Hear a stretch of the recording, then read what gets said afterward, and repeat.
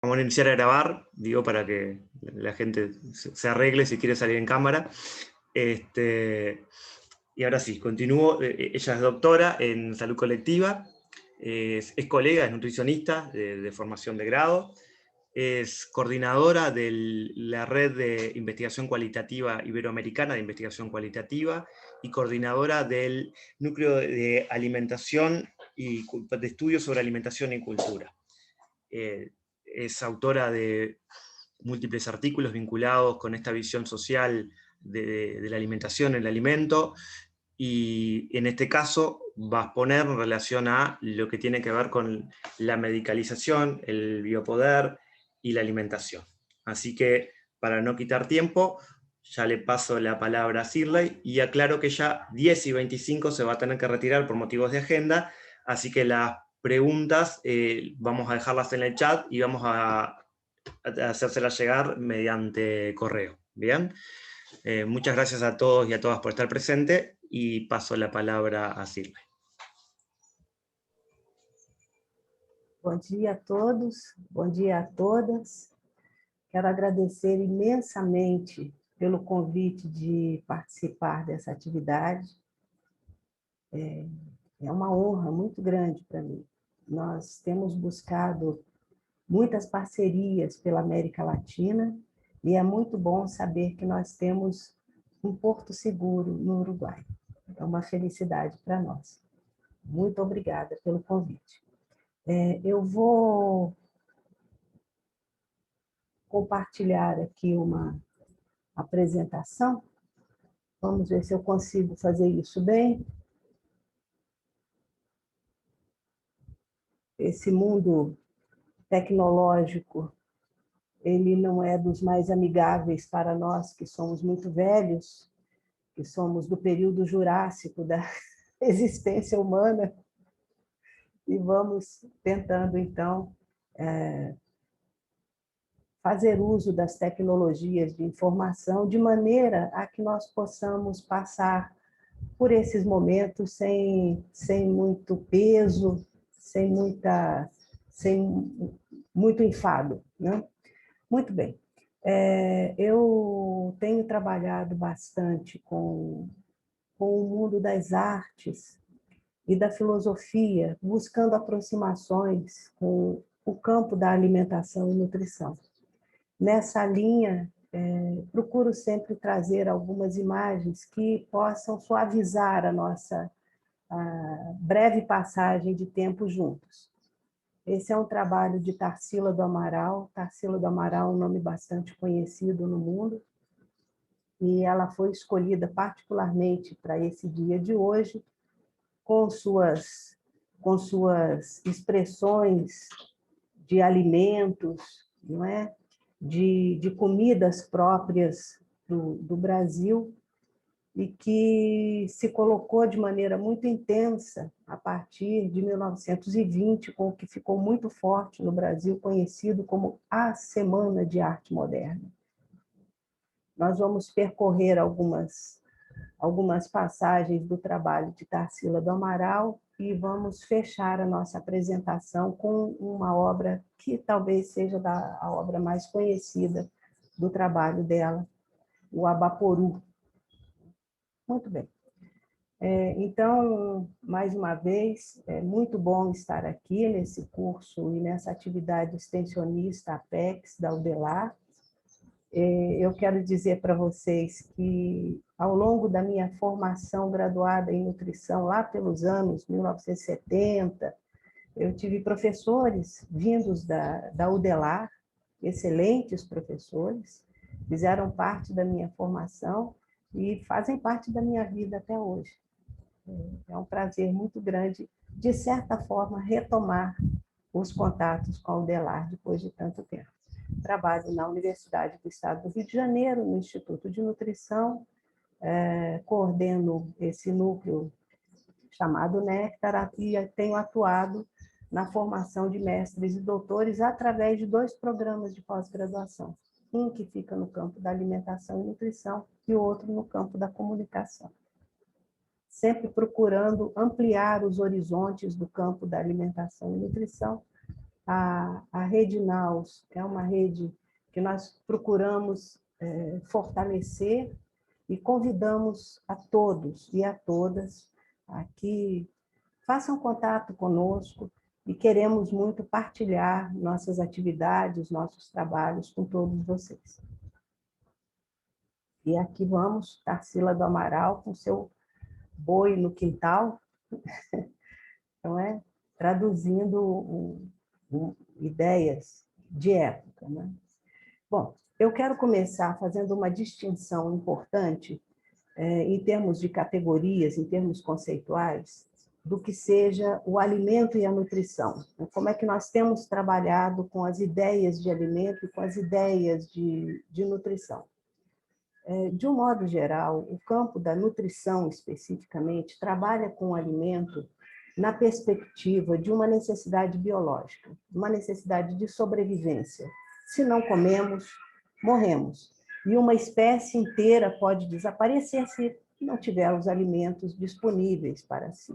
Ou seja, a ingesta de alimentos como carreadores de nutrientes para dentro do corpo, ela é percebida de maneira muito similar a qualquer ser vivo, seja ele um ser humano, seja ele um animal qualquer, seja ele uma planta qualquer.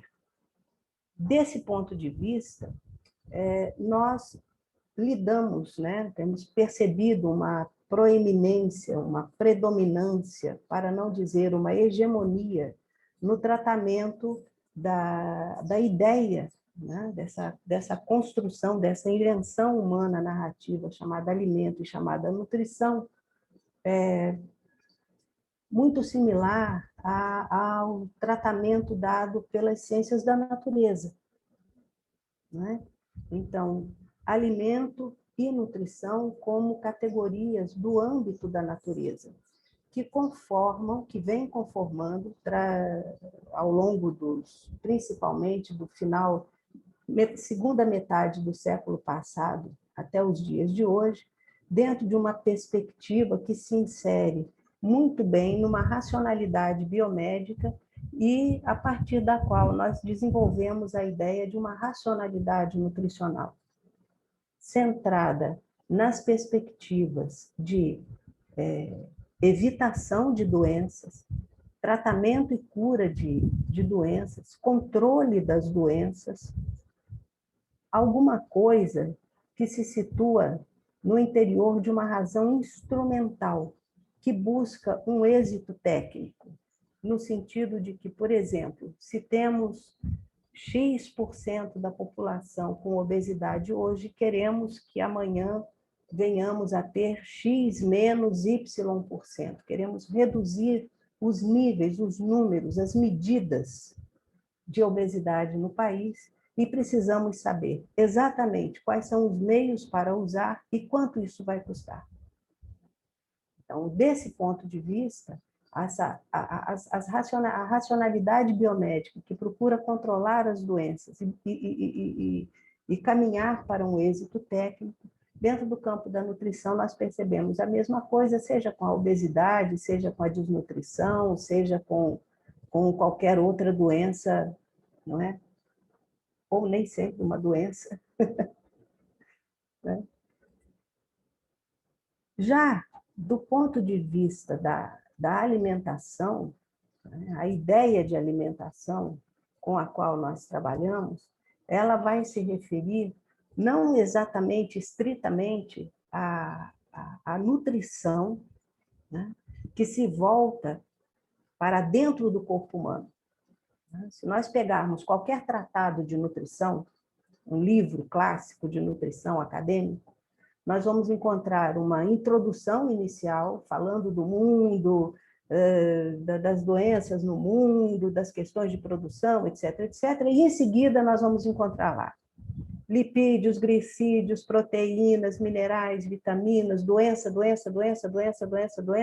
eventualmente alguma distribuição por idade, gestação, e tudo dentro do corpo. Ou seja, do tratado inteiro, com suas 700 páginas, provavelmente 650 são dedicadas ao interior do corpo biológico.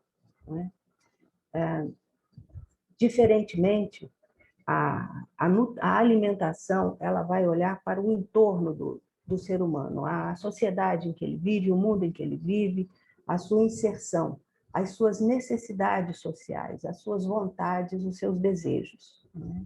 A ideia de comer comida e não de comer nutriente, melhor, de ingerir nutriente. É diferente de ingerir nutriente, nós vamos pensar em comer comida, beber bebida.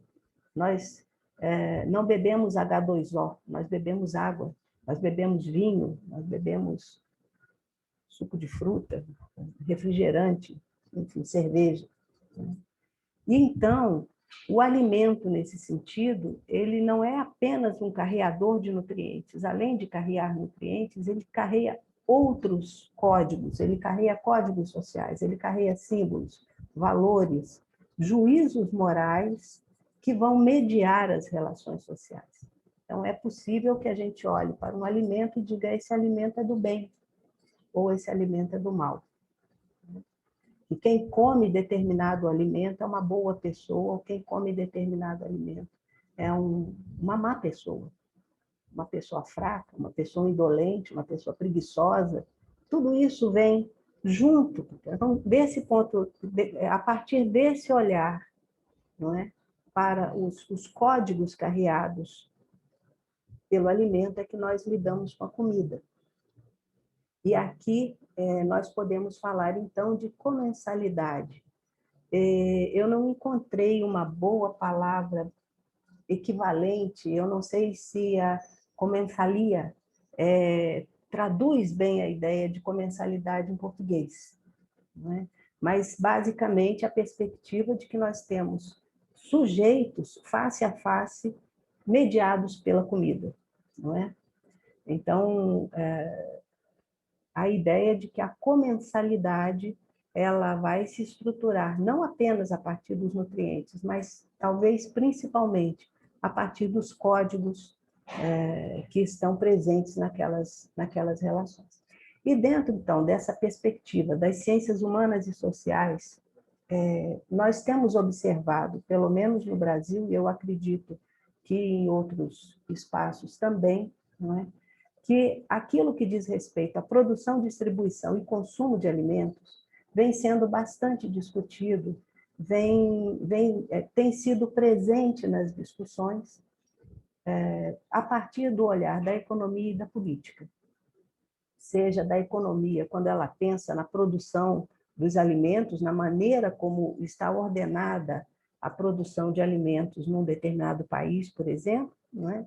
E em termos políticos, as políticas públicas, digamos assim, as políticas de segurança alimentar de um determinado país, isso tem sido já bastante discutido, se não suficientemente, mas numa proporção bastante interessante. De outro lado, já os aspectos culturais, os aspectos oriundos da filosofia ou mesmo das artes, ainda estão num plano menor.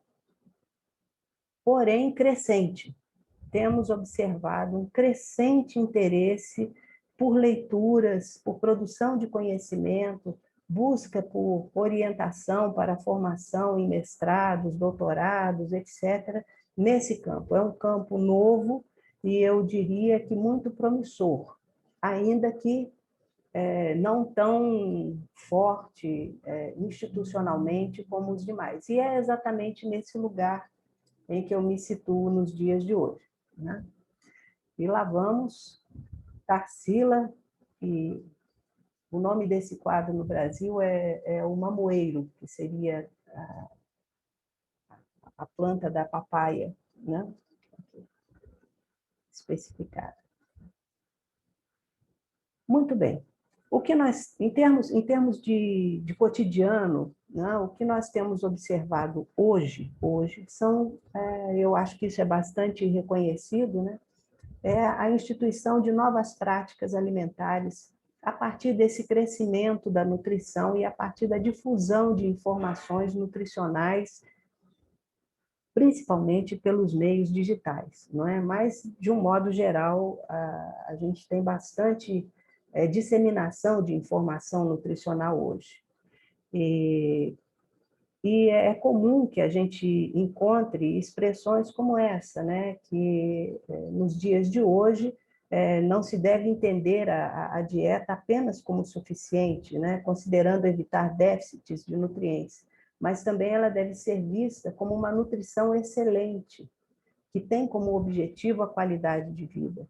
Então, há uma busca.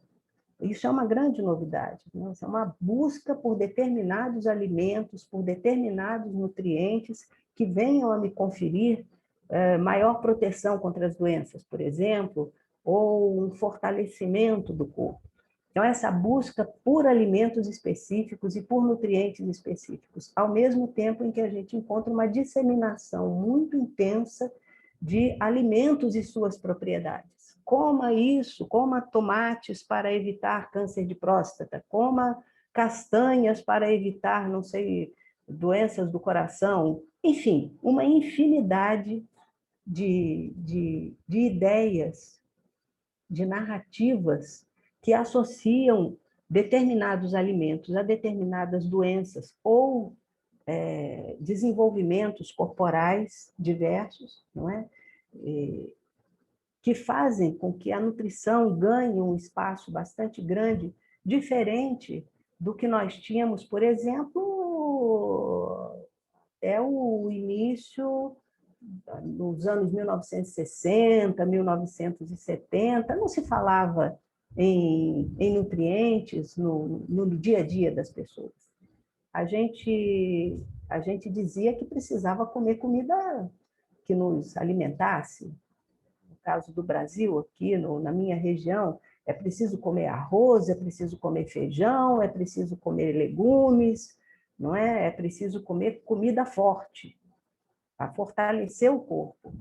Diferente de eu preciso comer tanto de proteína, eu preciso comer determinado mineral, eu preciso consumir determinado alimento como que vai favorecer o desenvolvimento dos músculos do corpo, por exemplo. Isso é uma novidade importante, bastante recente, nessas novas práticas alimentares, onde essas expressões são muito presentes. O consumo racional de alimentos, a alimentação equilibrada, a alimentação nutricionalmente equilibrada, a alimentação saudável, a alimentação adequada, alimentos nutritivos, ou seja, uma narrativa forte que penetra na nossa vida mais recente, constituindo-se em novas práticas alimentares. Então, a dieta X, uma fórmula Y, conjugada com um determinado número de horas, geralmente intenso, de exercícios físicos, né?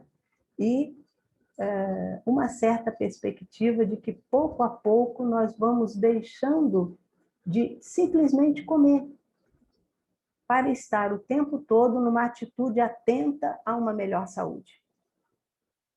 É um foco que se orienta para o melhoramento da saúde, uma saudabilidade aumentada, digamos assim. E um complemento disso é a ideia de que nós vamos à farmácia, às drogarias, para buscar vitaminas e minerais necessários, não é, para a nossa existência. Nós não tomávamos. Eu tenho hoje 63 anos. Quando eu era criança, os nossos pais não providenciavam vitaminas e minerais ou alguma coisa desse tipo para nós. Eles nos orientavam a comer comida, a almoçar, jantar, comer arroz, comer feijão, comer comida forte. E não comer muito doce. Minha mãe dizia, doce não sustenta ninguém, sobremesa, os postres não sustentam ninguém. O que sustenta alguém é a comida, é o almoço, o jantar, carne, arroz, feijão, enfim, outros alimentos. Né? Então, esse hábito recente, inovador, talvez, de buscar nas drogarias todo tipo de complementos, suplementos, né? Há uma demanda por isso, as pessoas desejam esse tipo de coisa, não é?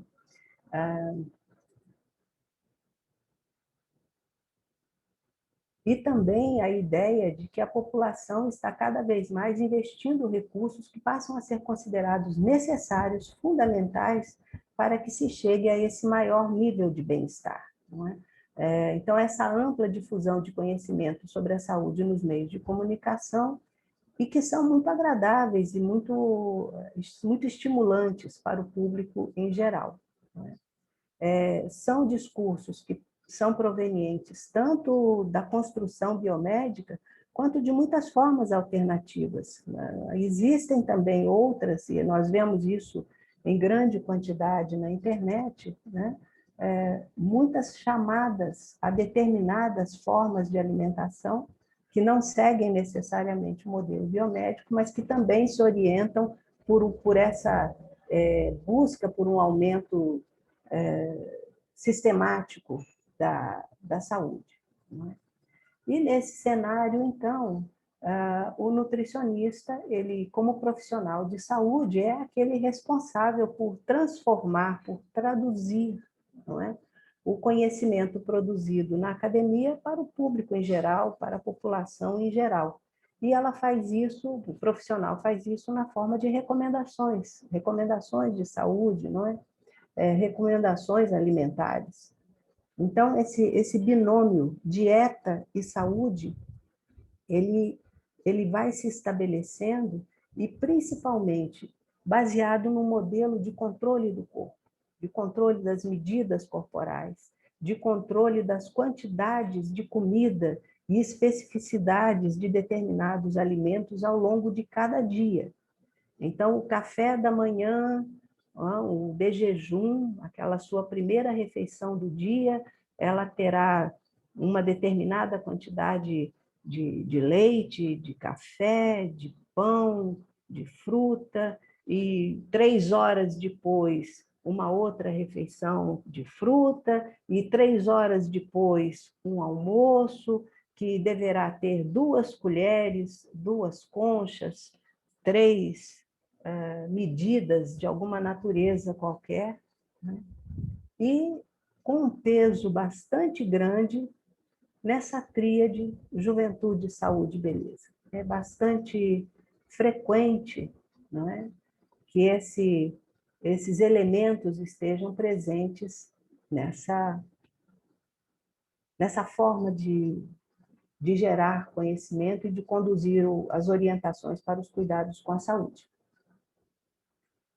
É um processo que dialoga, em algum grau, com as ideias de Peter Conrad, nesse seu trabalho sobre a medicalização da sociedade, né, ou medicalização social, que, segundo o desenvolvimento do pensamento dele, corresponde a um movimento de captura pela medicina de eventos que não necessariamente são doenças, né? Eventos que não necessariamente se referem a doenças, mas que, de algum modo, passam a se tornar doenças. É o caso, por exemplo, né, das crianças muito ativas, não é? As crianças que não param, que ninguém segura, que ninguém controla, não é? E que é muito comum, no Brasil, pelo menos, que haja um número crescente, cada vez maior, e muito preocupante, inclusive, de crianças com diagnóstico de desordem hiperativa e déficit de atenção. Com muitas crianças frequentando a escola com os laudos médicos, não? Os médicos emitindo um documento que certifica que aquela criança é doente. Da mesma maneira, nós podemos pensar, por exemplo, no corpo gordo. Nós temos muitos estudos que mostram que não necessariamente o fato de uma pessoa estar acima do seu peso estabelecido pelas regras biomédicas, isso não significa necessariamente que ela esteja doente. Mas hoje, a nossa ideia bastante corrente, bastante frequente, é de que, se você não está dentro daquele limite estabelecido pelo índice de massa corporal, você está obeso. Obesidade é um diagnóstico de doença. Nós praticamente não falamos mais em pessoas gordas. Essa expressão ela vai desaparecendo do nosso vocabulário e ela vai sendo substituída pela ideia de obesidade. Eu vou dar um exemplo. Nós mandamos um artigo científico para uma revista falando sobre corpos gordos e recebemos o parecer da revista aceitando o trabalho, mas recomendando fortemente que nós substituíssemos a expressão corpo gordo por corpo obeso. Porque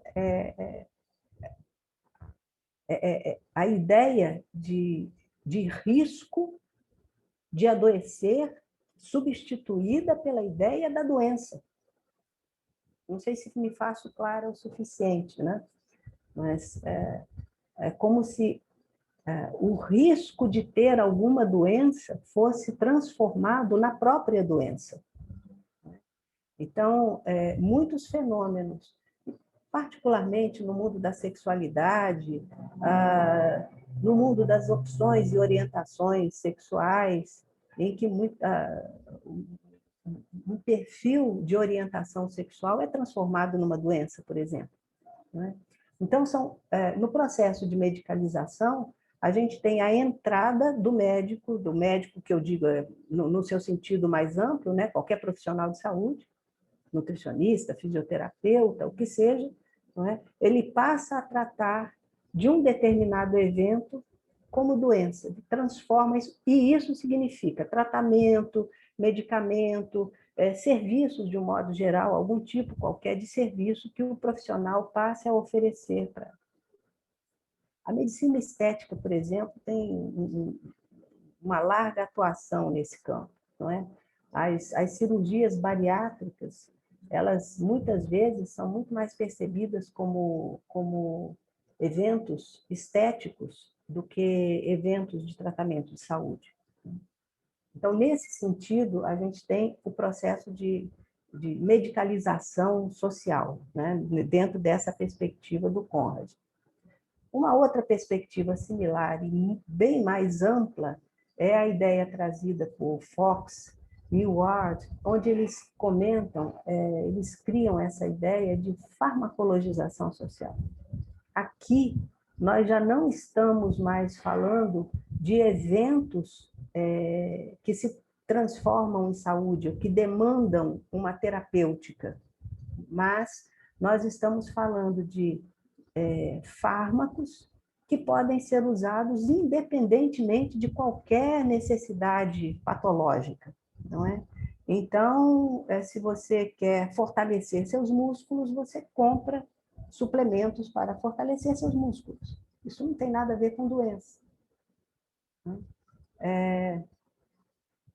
Então, são pessoas que são, digamos assim, saudáveis, sadias, não têm doença, mas que buscam produtos, fármacos ou alimentos, né, como quem caminha para uma supernormalidade. Se eu consumir esse ou aquele fármaco, eu estarei mais fortalecido. Se eu consumir tais e tais e tais alimentos, eu estarei mais fortalecido.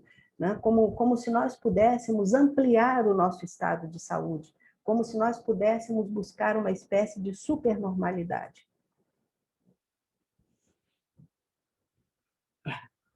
Voltarei a essa imagem em breve.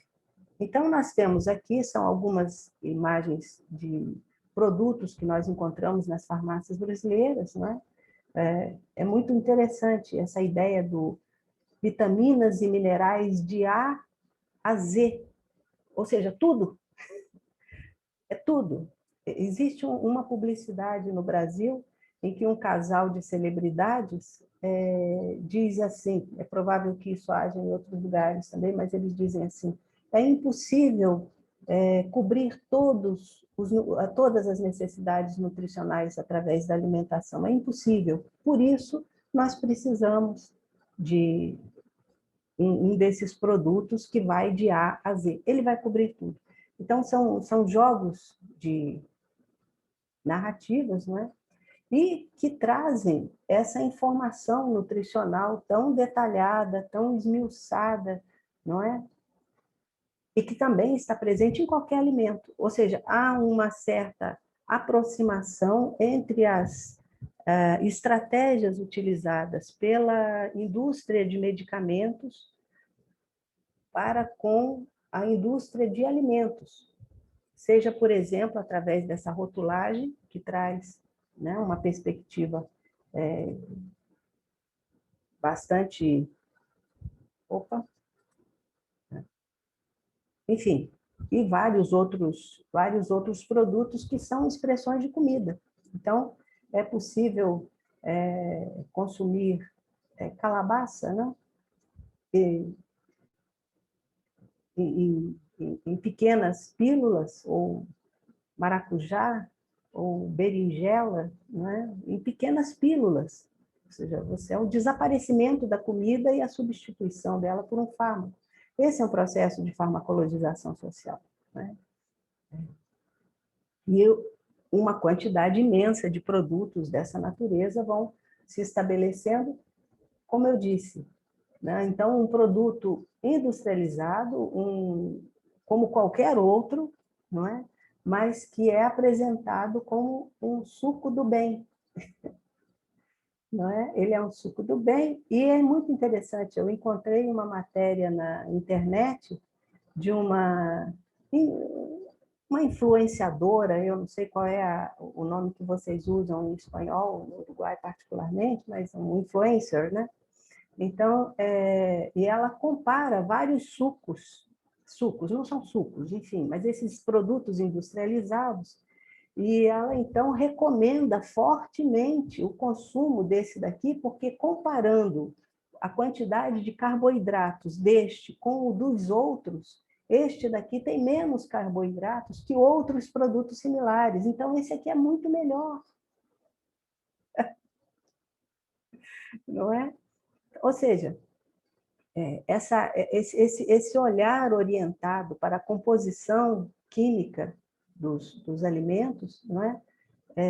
Ele também traz interpretações inúmeras, além daquelas desejadas, que seriam as de procurar informações válidas sobre aquilo que se consome.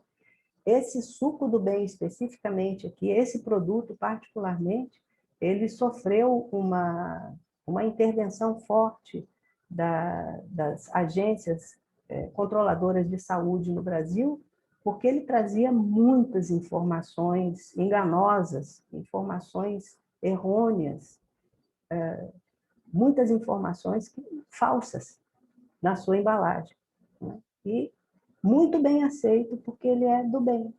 Ele é... E aí, nós vamos encontrar esse tipo de pensamento, esse tipo de lógica associado aos alimentos.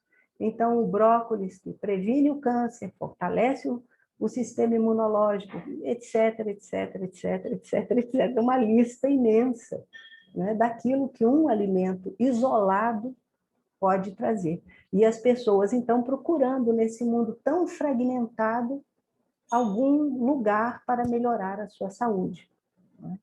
Não um conjunto de uma alimentação, mas coisas isoladas.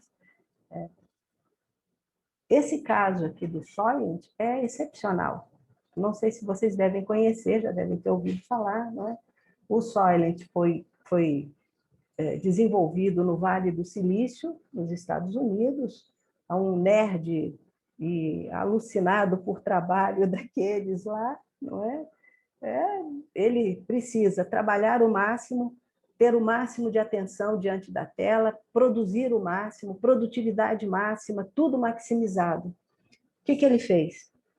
Ele pegou a tabela de composição de alimentos, viu o que um ser humano precisava, pegou todos esses elementos produzidos em laboratórios sintéticos e montou uma bebida. Ou seja, é possível trabalhar muito, não é necessário sair da frente do computador, é só beber E você tem uma hipersaúde, uma hipercapacidade de concentração, uma hipercapacidade de produzir mais, de ficar mais tempo acordado, de gerar muito mais produtos do que se estivesse comendo brócolis, ou, enfim, comendo arroz, carnes, ou o que seja. Não é? Notem que esse jogo de imagem é muito interessante. Né? É um jogo de imagem muito interessante e que se desdobra em produtos, vários produtos outros, várias outras mercadorias, não é? Que ganham o mundo e que são muito procuradas. Né? Esse azul é maravilhoso, é maravilhoso. Enfim, nessa linha, então, eu acho que vale a pena pensar um pouquinho na contribuição que pode nos trazer Michel Foucault quando ele fala sobre a ideia de biopoder, quando ele desenvolve a ideia de biopoder. É possível encontrar essas perspectivas em algumas obras, né, como a Microfísica do Poder, enfim, Vigiar e Punir, algumas obras dele, e que ele se dedica a pensar no que ele chama de governo dos corpos, dos corações e das mentes. Uma ideia de disciplinarização da sociedade, partindo de referências de controle, regras, valores e sentidos. Né? Então, desse ponto de vista, ele traz uma contribuição bastante interessante para que nós possamos pensar as práticas dos profissionais de saúde. Né? Ele está muito atento a isso. E dentro, então, dessa perspectiva, ele vai falar em tecnologias do poder, e eu vou destacar brevemente aqui 3 tecnologias de poder que ele desenvolve, não? Ideias de tecnologias de poder que ele desenvolve, que são o poder soberano, o poder disciplinar e a biopolítica. É muito importante que fique claro que são relações de poder, são formas de relações de poder que surgem em momentos diferentes da história da humanidade, mas que uma não exclui a outra. Uma não exclui a outra e elas podem, inclusive, conviver. Não é? Eu diria que hoje, no Brasil, nós estamos vendo isso com uma clareza assustadora, verdadeiramente assustadora. Eu acredito que vocês compreendam do que eu estou falando. Dizemos, por exemplo, o caso do poder soberano. Quando a gente fala do poder soberano, é comum que nós voltemos muito no passado e pensemos nas relações do rei com seus súditos, né? E aonde ele vai dizer desse rei, desse príncipe ou dessa realeza que tem direito sobre a vida e sobre a morte dos seus súditos. Então, ele é aquele que faz morrer e que deixa viver. Ele tem essa possibilidade de decisão em suas mãos, não é? E entre deixar viver e fazer morrer, há uma série de castigos, não é? E quanto mais supliciante, quanto mais terrível for esse castigo, quanto mais esse castigo for forte e perverso, então mais claro será o exercício desse poder, não é? E de tal forma que, ao ter os seus súditos castigados dessa forma tão intensa, fica muito claro, evidente, quase que natural, não? Uma naturalização do erro cometido por essa pessoa, não é? Que praticamente coloca em risco o próprio rei. E aí a ideia é de excluir esses perigos da sociedade e fazer como podemos chamar de limpeza social, não é? Excluindo, alijando, excluindo da vida aqueles seres que podem ser considerados indesejáveis ou perigosos. Nós temos isso hoje acontecendo no nosso dia a dia. Isso não é alguma coisa só do passado. Isso faz parte do nosso cotidiano na cidade do Rio de Janeiro. De alguma maneira, isso existe. Existe numa ideia assim, né, de um poder superior, equivalente ao do rei, em relação aos seus súditos, né? Uma outra tecnologia de poder, que também nós vemos acontecer, ela vai aparecer particularmente com a instituição das fábricas, por exemplo, né, na Revolução Industrial. Então, a necessidade de disciplinar os corpos para a produção dentro das fábricas, né?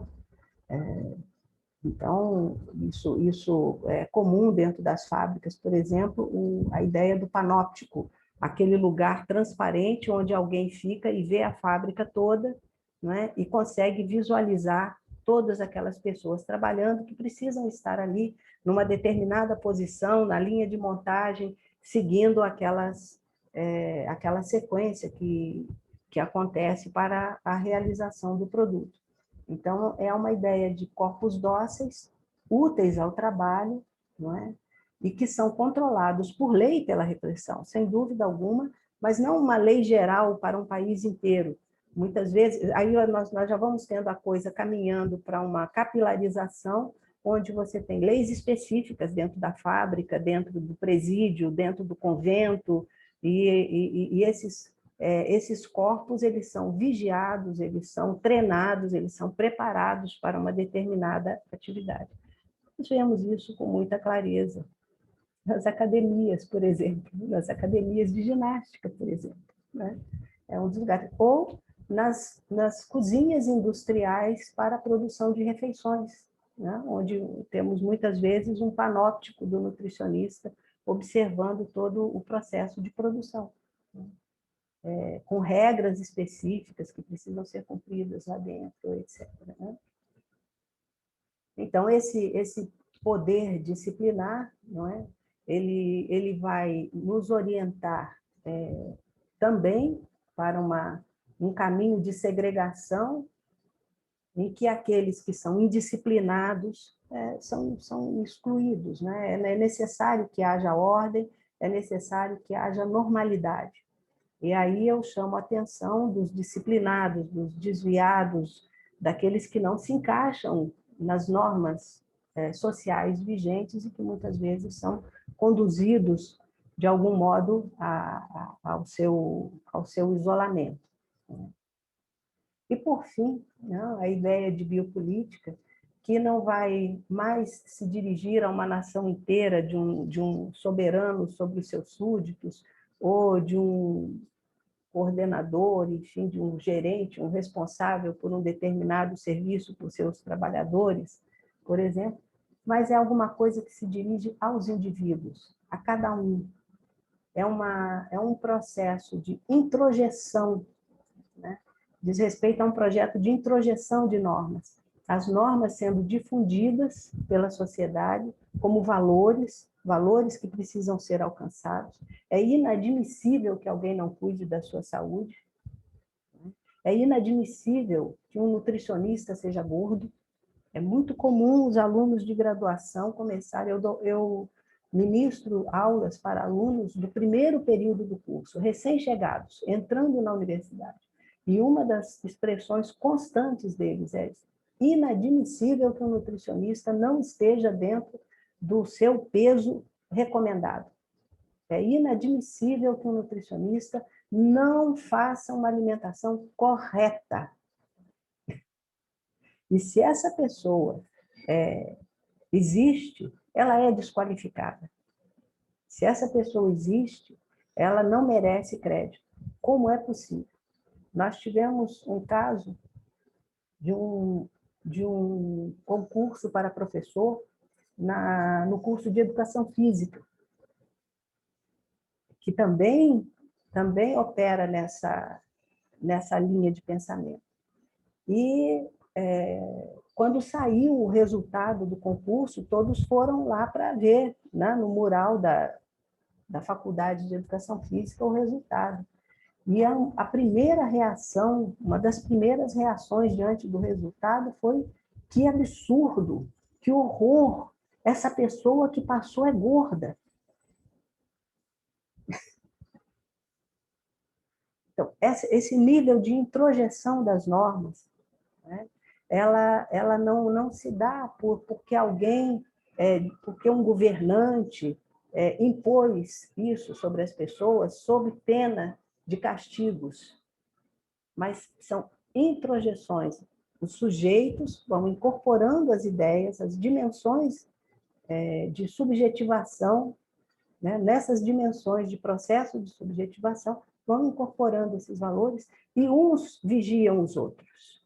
E uns vigiam os outros.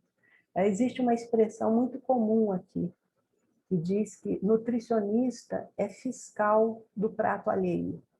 Que nutricionista fiscaliza, olha, e mede e cuida o tempo todo no sentido de controle. É um profissional que controla o que o outro come. Então, todas as vezes, é muito comum que alguém esteja comendo alguma coisa e se houver um nutricionista perto, essa pessoa se desculpa, ela dá alguma justificativa, ela, de alguma maneira, vê naquele nutricionista alguém que está olhando para si mesmo. Né?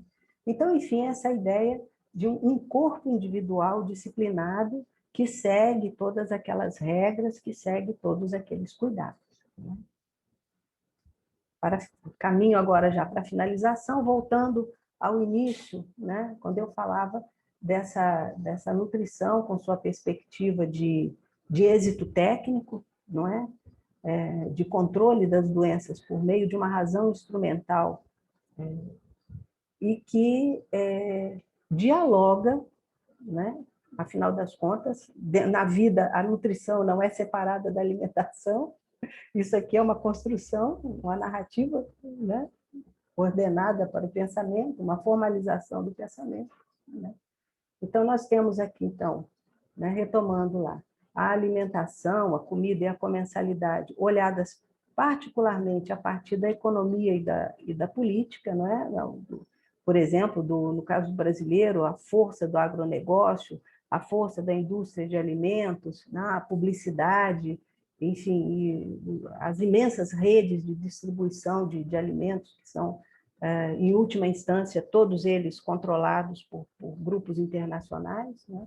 E nós aqui, no nosso olhar, que busca compreender tanto os elementos da racionalidade nutricional, da racionalidade biomédica, os aspectos da economia e da política, mas que também procuram trazer à tona a cultura, a filosofia, as artes, para que nós possamos entender essas relações de poder no dia a dia, né? Essas micro-relações de poder, essas relações em que nós exercemos, todos nós exercemos de uma maneira ou de outra, ora numa posição, ora em outra, oscilando de maneiras diferentes. Né?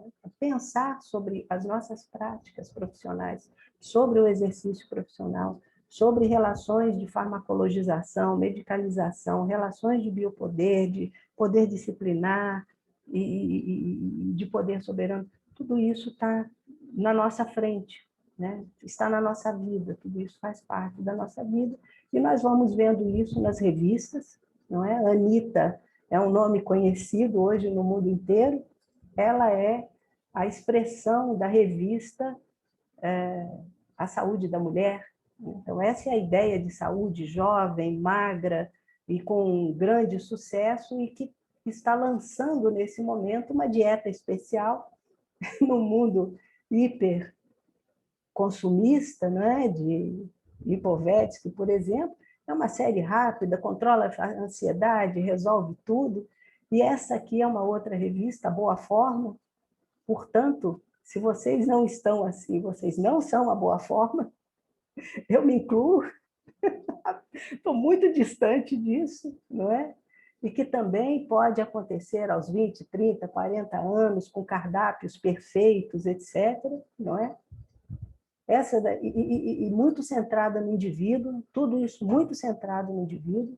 Cada vez mais o Estado vai se afastando das suas responsabilidades sobre a saúde, e cada vez mais a saúde de cada um é responsabilidade do indivíduo. Portanto, se eu passei dessa condição de gorda para essa condição de mulher que tem saúde, de mulher que está em boa forma, eu sou mais eu, não é?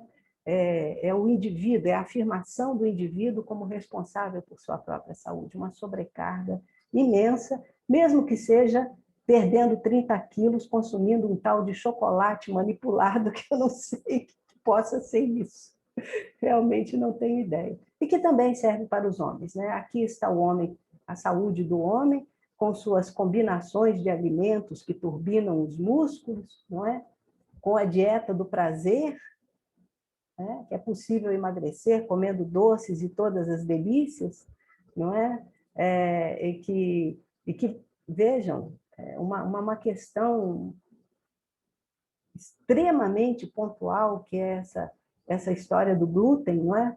E que a gente vai vendo ganhar espaço cada vez maior, né? O saudável agora não tem glúten, não tem lactose, como se o mundo inteiro precisasse se afastar disso, porque são perigos imensos, etc.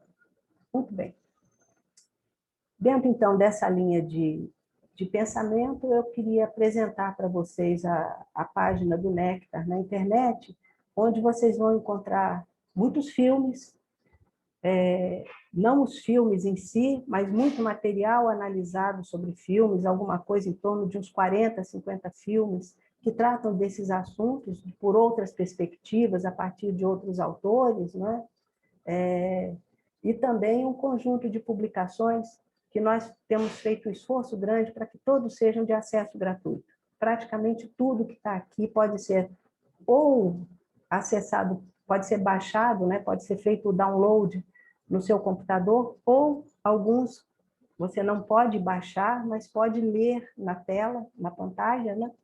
Pode ler na tela do celular ou do tablet, enfim. O que nós temos aqui é um conjunto grande de materiais que procuram articular, então, esses elementos todos, né?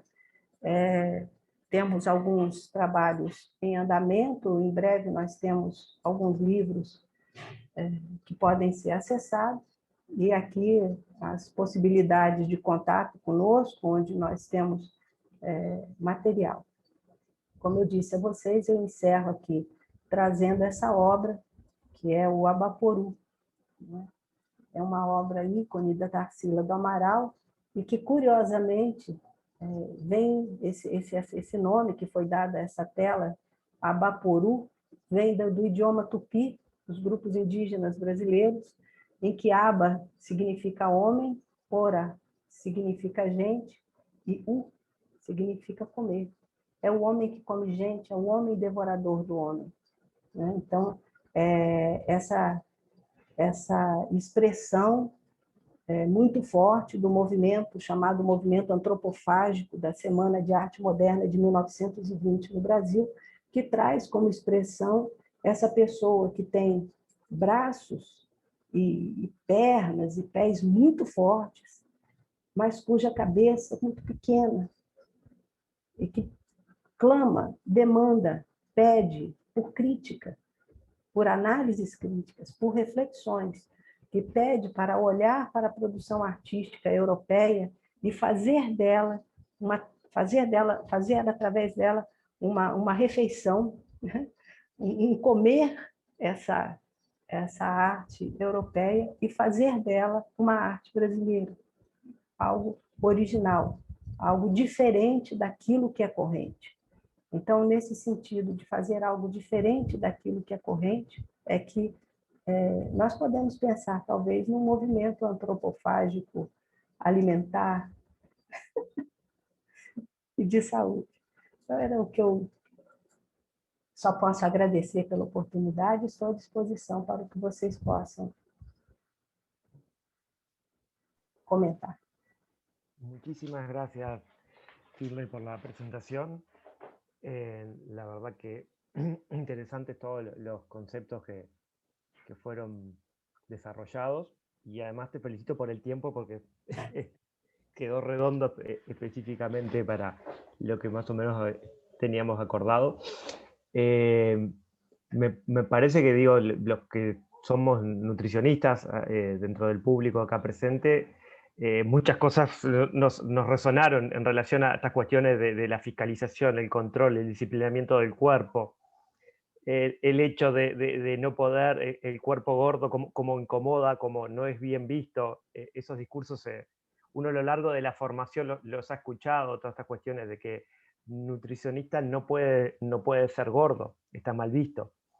Me parece sumamente interesante y cómo esto se va dando en toda esta lógica de cómo nos relacionamos con el alimento desde esta visión puramente biomédica y dejando de lado otros aspectos como que vos rescatabas durante la presentación.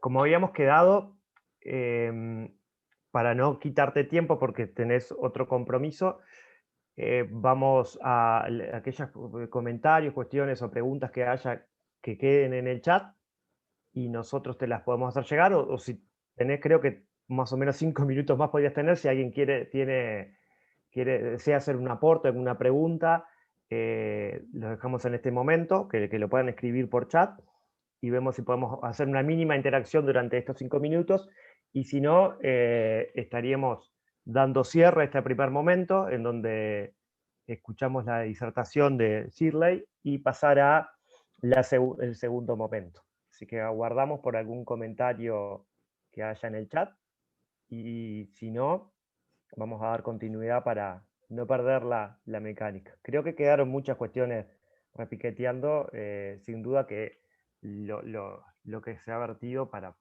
y reitero, para cualquier persona que esté vinculada con el ámbito de la salud directamente, muy interesante estas otras miradas que complementan y generan esos espacios vacíos que quedan de conocimiento en relación a las limitantes propias que tiene la visión biomédica exclusiva de un fenómeno social como es la alimentación. Bien, no han llegado preguntas, imagino que... Bien, acá lo que Adriana plantea, si se pueden presentar algunas referencias sobre alimentación y construcción de subjetividades. Sim, sim, sem dúvida. Eu estou deixando com o Pablo a apresentação, o PowerPoint, não é? É disponível para todos vocês e dentro da nossa página, né, do nosso sítio na internet, há um grande número de referências interessantes e eu posso enviar para Pablo, particularmente, 2 referências. Uma é um texto que fala especificamente sobre essa questão da medicalização e da supernormalidade, não?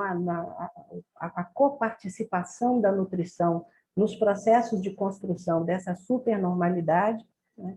E um outro texto que discute particularmente biopoder e alimentação, que foi de uma pesquisadora que trabalha conosco e foi publicado recentemente. Então, essas 2 referências eu posso enviar especialmente para Pablo e ele faz a comunicação com vocês. Pode ser assim?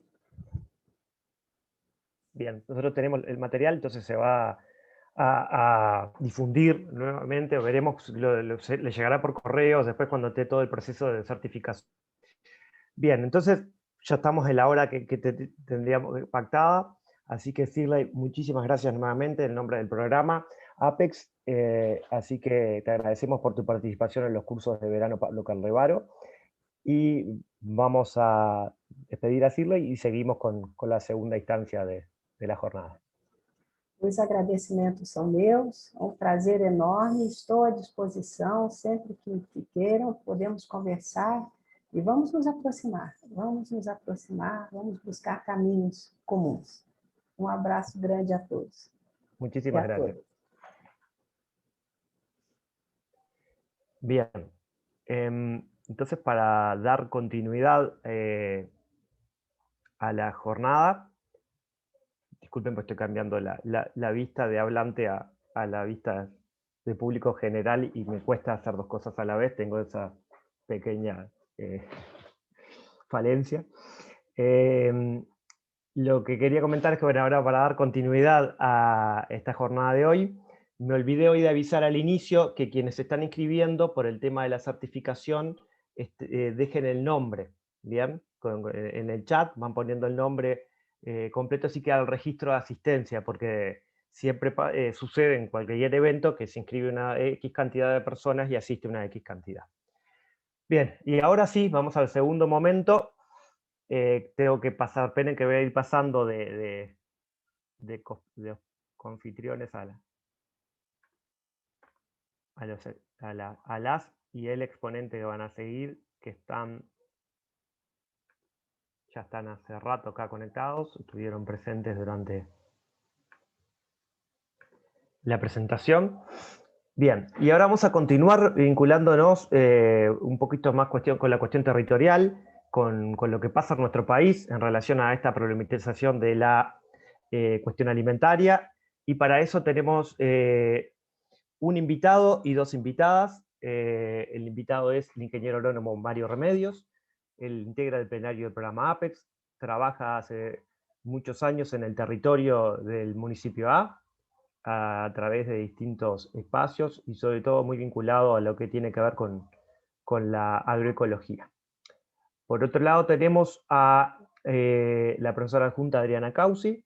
Ella es docente del Departamento de Nutrición Social, es licenciada en nutrición, es maestranda en Derechos de Infancia y Políticas Públicas, creo que por unos meses más va a ser maestranda, pues ya está en proceso de entregar la tesis. Y por otro lado también contamos con la presencia de la docente Florencia Muniz, también integrante del mismo departamento, del Departamento de Nutrición Poblacional de la Escuela de Nutrición. Ella también es maestranda en ciencias sociales, creo, o no me acuerdo exactamente ahora, perdón, Florencia. Eso a veces por no sacar apuntes, uno conoce a las compañeras y a veces uno no saca los apuntes necesarios. Pero para no quitarles más tiempo a las presentaciones, simplemente no sé el orden que quedaron, que pactaron entre los tres, así que eso lo definen ustedes ahora quién va a arrancar, pero la idea ahora es poder problematizar sobre el rol del Estado y su vinculación con la soberanía alimentaria. Así que dejo a Adriana, a Florencia y a Mario. Hola, ¿cómo andan? Pautamos que Mario arrancaba un poco con esta primera parte y después seguimos con Florencia profundizando en el tema. Perfecto. Muy bien, Mario, entonces. Bien. Estás como coanfitrión si te vas a pasar presentación, y si no, simplemente paso a vista del hablante para que quede la grabación. Pongo creo que sé ponerla. A ver acá. Acá, PowerPoint. Esto. Ahí se debería de ver. Perfecto, sí. ¿Pero se ve la presentación? Ahí está. Sí, se ve. Bueno. Se ve, ahí va. Gracias. Bueno, primero que nada, muchas gracias por invitarme a participar. Es la segunda vez que participo aportando desde mi profesión, desde mi quehacer cotidiano en los cursos de verano del APEX. El año pasado también se llamaron Pablo Carlevaro. Me imagino que esto va a ser un estilo, un eje, una guía para los cursos de verano que retomó el APEX y que tan buenos me parecen. Bueno, como decía Pablo, yo trabajo en los barrios del oeste de Montevideo y también trabajo en otras partes de Montevideo y del Uruguay. Mi trabajo en el cerro o en los barrios del cerro comenzó hace 20 años, este año cumplo 20 años, en la casa de Julio Mancebo, el pintor, que está sobre la calle Suiza, en la Rambla del Cerro.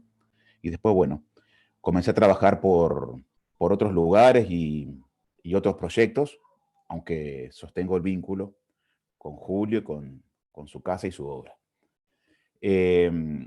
Actualmente trabajo en IPRU, que es una ONG que realiza actividades, propuestas en el oeste de Montevideo. El trabajo mío tiene que ver más con agricultura urbana y periurbana la periferia, y es desde ahí que principalmente que me interesa hacer el aporte. Le pedí a Adriana para estar entre medio, así estaba entre medio de nutricionista y no quedaba tan solo para lo último. Así que bueno, vamos a comenzar en esto que desde una agroecología urbana y perurbana buscamos hacer un aporte a esto de la cuestión alimentaria. Primero quería centrarme en un par de conceptos que también se van a retomar después sobre seguridad y soberanía alimentaria, que seguramente son muy manejados por las personas que están ahora en la sala esta de Zoom. Simplemente repasarlo. En cuanto a seguridad alimentaria, esta definición de FAO de 1996 que dice que, bueno, que existe seguridad alimentaria cuando todas las personas tienen en todo momento acceso físico y económico suficiente a suficientes alimentos inocuos y nutritivos para satisfacer sus necesidades alimenticias y sus preferencias en cuanto a alimentos a fin de llevar una vida activa y sana. Un entorno político, social y económico pacífico, estable y propicio constituye la base fundamental que permitirá a los estados atribuir la debida prioridad a la seguridad alimentaria y la erradicación de la pobreza. La democracia promueve la promoción y protección de todos los derechos humanos y las libertades fundamentales, inclusive el derecho al desarrollo y la participación plena y equitativa de hombres y mujeres son indispensables a fin de alcanzar la seguridad alimentaria sostenible para todos. Unas definiciones generales acerca de las garantías necesarias para que exista acceso a la alimentación de calidad para una vida sana de todos los hombres y mujeres del mundo. En cuanto a soberanía alimentaria, un conglomerado de conceptos que están en la gran cantidad de ideas y definiciones que tiene la Vía Campesina, que es uno de los movimientos sociales más grandes del mundo. La soberanía alimentaria la coloca como un derecho de los pueblos, de las naciones o las uniones de países a definir sus políticas agrícolas de alimentos. Coloca la soberanía alimentaria como organizadora de la producción y el consumo de alimentos acorde con las necesidades de las comunidades locales, otorgando prioridad a la producción para el consumo local y doméstico, y proporciona el derecho a los pueblos a elegir lo que comen y de qué manera quieren producirlo. Y bueno, reconoce asimismo los derechos de las mujeres campesinas, la gente sin tierra, el campesinado y la pequeña agricultura, que deben tener derecho al acceso a la tierra, al agua, a las semillas y a los recursos productivos. Algo que pareciera ser como que de perogrullo, pero veremos más adelante algo que está obstaculizando esto. Y bueno, la soberanía alimentaria y la sostenibilidad deben constituirse como prioritarias a las políticas del comercio. Esto de la Vía Campesina, de organizaciones sociales. Y luego un conjunto de ONGs y organizaciones de la sociedad civil alcanzaron un acuerdo y unas recomendaciones de 6 pilares para la soberanía alimentaria. El primero de ellos se centra en el alimento para los pueblos. ¿tá? Coloca la necesidad de la alimentación de las personas en el centro de las políticas e insiste en que la comida es algo más que una mercancía, algo más de algo que sale de una industria y que tiene un precio. Valores de los proveedores, se centra también en los valores de los proveedores de alimentos. Apoya modos de vida sostenible, tiene que respetar el trabajo de todos los proveedores de alimentos, agricultores y distribuidores. Localiza los sistemas alimentarios, reduce la distancia entre los proveedores y consumidores de alimentos, debe rechazar el dumping y la asistencia alimentaria inapropiada, y resiste la dependencia de corporaciones remotas e irresponsables.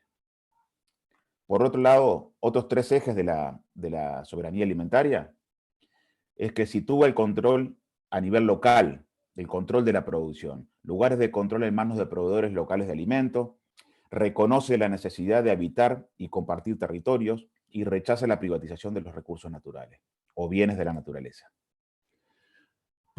Es necesario promover el conocimiento y habilidades. Se basa en los conocimientos tradicionales, utiliza la investigación para apoyar y transmitir este conocimiento a generaciones futuras, y rechaza la tecnología que atentan contra los sistemas alimentarios locales, contra los sistemas de producción alimentarios locales. Y lo que se busca es que sea compatible con la naturaleza, que esto es algo bastante discutible, en tanto la agricultura como transformadora de la naturaleza o los sistemas de producción agropecuarios como transformadores de la naturaleza. Pero esta compatibilidad la coloca buscando maximizar las contribuciones de los ecosistemas para esa producción, mejorar la calidad de la recuperación de esos ecosistemas, de los agroecosistemas, y rechaza el uso intensivo de energías de monocultivo industrializado y demás métodos destructivos de la naturaleza. Luego de estos conceptos, estas ideas bastante generales acerca de la seguridad y la soberanía alimentaria, quería concentrarme y hacer una breve descripción de cómo bajamos esto a tierra, cómo decimos, bueno, todas las personas con alimentos, sanos, saludables, y en Uruguay, ¿qué es lo que tenemos? ¿Qué es lo que falta para, para esa, para esa distribución de alimentos? Y pensé hacer un pantallazo sencillo, bien general, para colocar algunos números que no siempre se manejan fluidamente y que seguramente de las personas que estén asistiendo le puedan servir para tenerlos en consideración. Y es sobre la producción de alimentos en Uruguay. ¿Qué se produce en el Uruguay? ¿Y dónde? Bien. Y vamos a poner un poquito de factor tiempo. Bueno, Uruguay produce, estos son datos del 2020, ¿está? Acá abajo está señalizado, Oficina de Planeación y Presupuesto, del anuario 2020, que lo terminé de leer justo anoche. Uruguay produce 1.136.136 miles toneladas de carne vacuna en pie. Bien, esos son alrededor de 2,3 o 2,4 millones de cabezas de vacunos. Pero este es un dato interesante. La cantidad de carne. De carne ovina, lo que se faenaron en el año 2020 fueron 1.350.000 cabezas, 1.350 miles de cabezas de ovinos. La carne de pollo en el Uruguay en el 2020, la producción significó 70.000 toneladas de carne de pollo. Se produjeron 10.600 toneladas de carne de cerdo, que no es suficiente. La carne de cerdo en Uruguay se importan, para que se hagan una idea, se importaron en el 2020 34.198 toneladas de carne de cerdo, principalmente desde Brasil. La producción de huevos es de 2,5 millones de cajas. Cada caja tiene 30 docenas, esas cajas que vemos en la feria donde el feriante saca los huevos. 2,5 millones de cajas de huevos. Y más de 2.000 millones de litros de leche. Digo más de 2.000 millones porque hay que hacerse una idea de que la producción, esto es lo remitido a planta, la leche que llega desde el productor hacia la industria, luego lo que se produce de queso, leche en polvo, leche fluida, bueno, los jugos, etcétera, son diferentes derivados y no me parecían tan necesario detenerme ahí. Y en cuanto a producción vegetal, el trigo en el año 2020 significó 776.000 toneladas, se produjeron casi 3 millones de toneladas de soja, 763.000 toneladas de maíz, de arroz se produjeron 1.200.000 toneladas, 217.000 toneladas de cítricos, 52.000 toneladas de manzana, 11.000 toneladas de pera y 52.000 toneladas de papa. Esto no significa de que, ni por asomo, de que toda esta producción está para ir y agarrarla, pero sí nos coloca una idea, una noción acerca de qué se produce en el Uruguay y qué significa en el Uruguay hambre o obstáculos para acceder a los alimentos o a una alimentación saludable cuando lo que se produce es todo esto. Bien, ¿alguien se imaginaría un país árabe productor de petróleo sin petróleo para la población? Sería difícil imaginar un país como el Uruguay que tiene, o Argentina, que tiene, pero en el Uruguay que tiene esta producción de alimentos, pensando en que haya una persona que pase hambre. Quería también aportar, bueno, esta gráfica que también he sacado del anuario de OPIPA, en base a datos de Datamine, que describe que pese a la gran producción que tiene el Uruguay de carne vacuna, bien, en el último año, en el 2019-2020, y acá se ve una idea de los datos, la importación de carne vacuna ha crecido mucho, proveniente de Brasil y de Paraguay, bien, cortes enfriados sin hueso. Uruguay, que produce una cantidad tremenda de carne vacuna para exportar y para consumo interno, y que sin embargo, seguramente en el cálculo convenga más comprar esta otra carne para permitir la venta de la otra. Son 32.000 toneladas, no es nada despreciable la cantidad de carne que se importa, carne vacuna que se importa en Uruguay. Por otro lado, quería darle a esto algún sentido histórico de los últimos 20, 30 años, bien, porque los datos en los que me baso son datos de Censo Agropecuario, el último es de 2011, y esta publicación es una publicación de DIEA, de la Dirección de Estadísticas Agropecuarias, del 2015, bien. No sé si llega a verse bien aquí la descripción, al costado derecho de la pantalla. Están con diferentes colores indicados los que son los rubros agropecuarios, los rubros de producción, donde está la ganadería, ovejera, bueno, con diferentes grados de mejoramiento de pastura, y la lechería, que van desde este amarillito al verde. ¿Qué es lo que ocupa la mayor parte del territorio uruguayo del año 1990? Bien, la superficie arrocera, principalmente en los departamentos de Cerro Largo, 33 y Rocha, también en Artigas, con Salto que no aparece.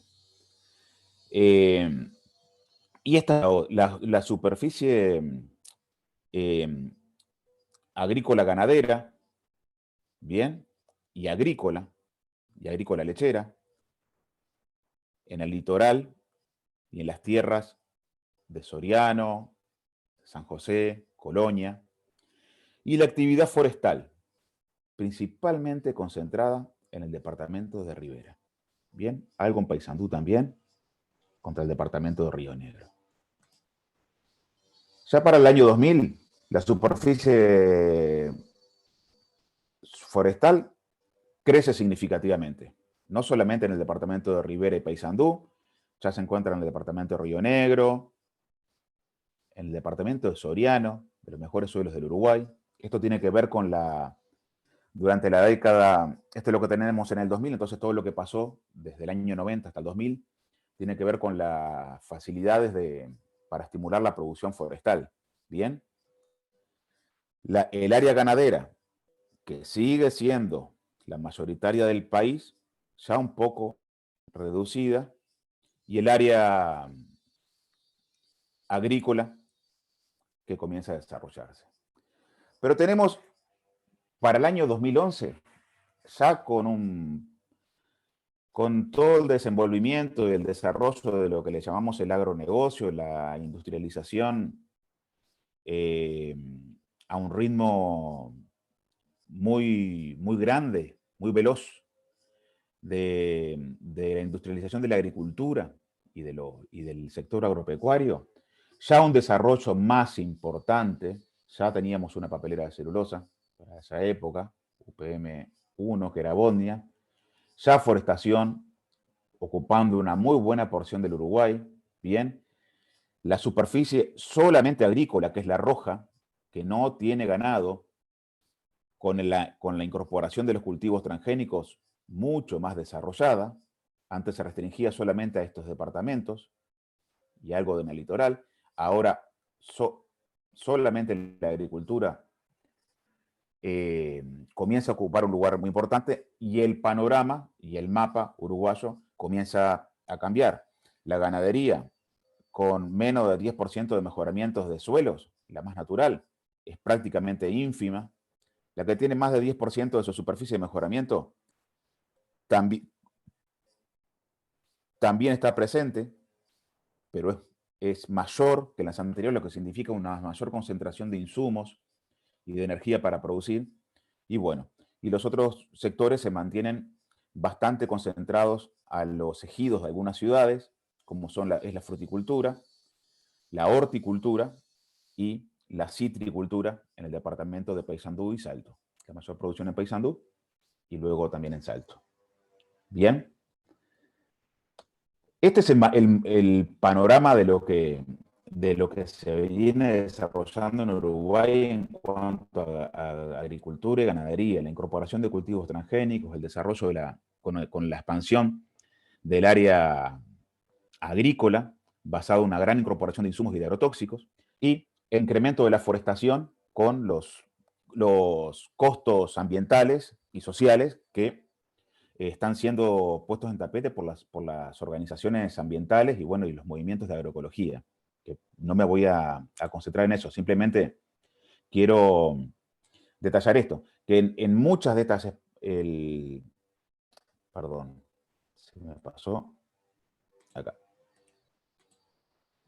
Que este panorama de cambio en el agro uruguayo también lleva a un cambio en la cuestión social vinculada a la producción, a los productores, pero no a los productores como una forma global. Comienzan a introducirse las empresas del agronegocio que comienzan a cotizar sus granos en las bolsas, comienzan a hacer las ventas a futuro, comienzan a manejar los productos como commodities en las bolsas de valores y se comienza a desplazar o se agudiza el proceso de desplazamiento de la agricultura familiar, de la desaparición de la agricultura familiar.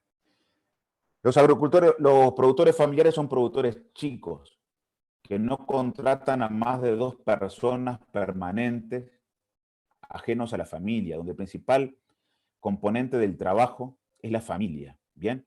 La idea principal es reproducir el ciclo familiar, más que la acumulación de capital o de dinero, con todo lo que eso lleva como habitante del campo, de la ruralidad del Uruguay. Entonces, desde el año 2000 al año 2011, se registra una caída del 25% de los productores familiares, que es un dato aterrador. Un 25% menos de productores familiares. Con el área ocupada, que disminuye mucho menos, prácticamente se mantiene, y más o menos se mantiene también la superficie promedio de las explotaciones, que es de 89 hectáreas. Bien, producciones chicas. Acá vemos que la producción familiar uruguaya, bien, son el 62% al 2011 de las explotaciones totales del Uruguay, los productores chicos, los productores pobres, bien, y el 38% son medianos y grandes. Y como en oposición, los productores medianos y grandes ocupan el 85% del área productiva y el 15% nada más le corresponde a los productores familiares. Como indicador de justicia, como indicador de intenciones también políticas sobre la agricultura. La producción familiar en el Uruguay, estos son datos de la Dirección General de Desarrollo Rural del 2014, comprenden estos rubros, que son casi todos los que veíamos en el mapa anterior. Ganadería de carne, ganadería de leche, horticultura, producción de ovejas, cereales y oleaginosos, viticultura, producción de cerdo, otros frutales, bien, cítricos y avicultura, bien, y bueno, y otras actividades. Y la proporción, la mitad es producción de carne, un 10-12% producción de leche, un 9% en horticultura, y bueno, y luego viene el resto. Muchos productores que tienen también producciones asociadas, vinculadas, que no se dedican solamente a un solo rubro de producción agropecuaria. Esto tiene un impacto importante, esta diversidad, sobre el medio ambiente. Bien, es lo opuesto a lo que veníamos leyendo desde Galeano, aquello del monocultismo y el latifundio, que es un poco el rezago que nos queda de las viejas formas coloniales y que, bueno, que se comienzan desde el latifundio y que luego se complementan con los monocultivos, actualmente vinculados a los cultivos transgénicos. Quería concentrarme en algo también que tenía que ver esto en cuanto a lo que podíamos contrastar la producción uruguaya vinculada a la seguridad alimentaria. Bien, lo que significa tener en la mesa un plato de comida visto a grosso modo, bien, de calidad, respetando el vínculo con la producción, en un marco democrático y con todas las definiciones que colocaba la FAO que veíamos en la primera transparencia. Pero bueno, la soberanía alimentaria y las semillas, quería aportar algo que tenga que ver, como desde cuándo venimos hablando de esto y por qué es importante el aspecto considerar de la semilla.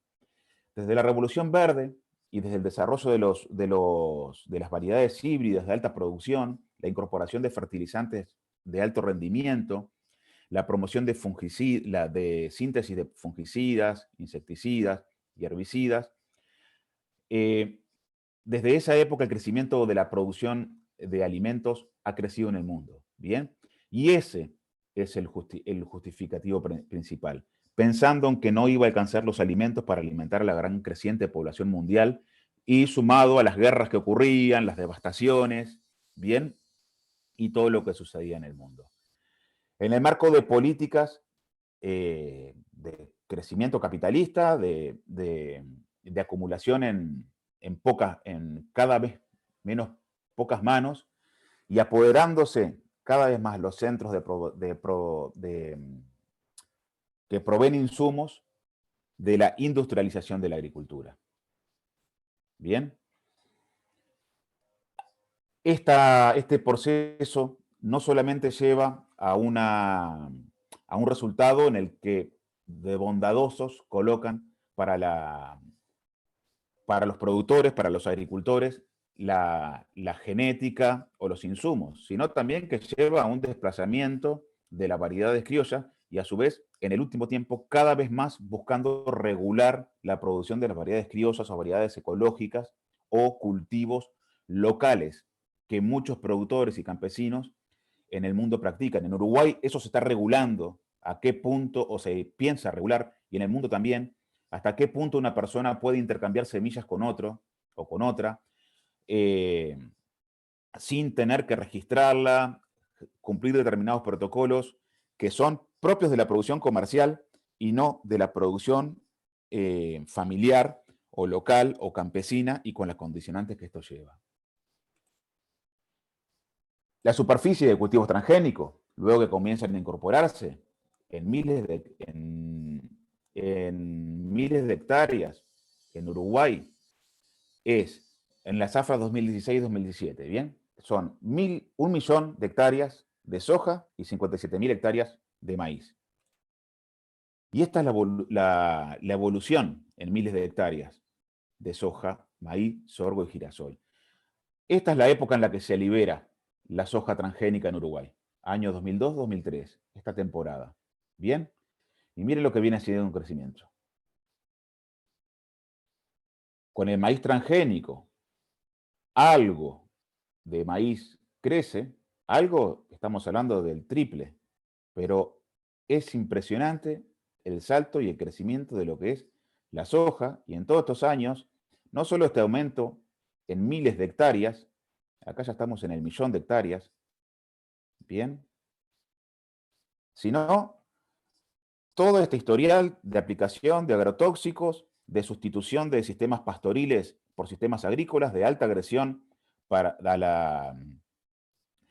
al recurso tierra, de contaminación de aguas, de lo que estamos viendo de la aparición sistemática, constante y acumulativa de cianobacterias, y de la privatización también de algunos recursos como el agua con la ley de riego.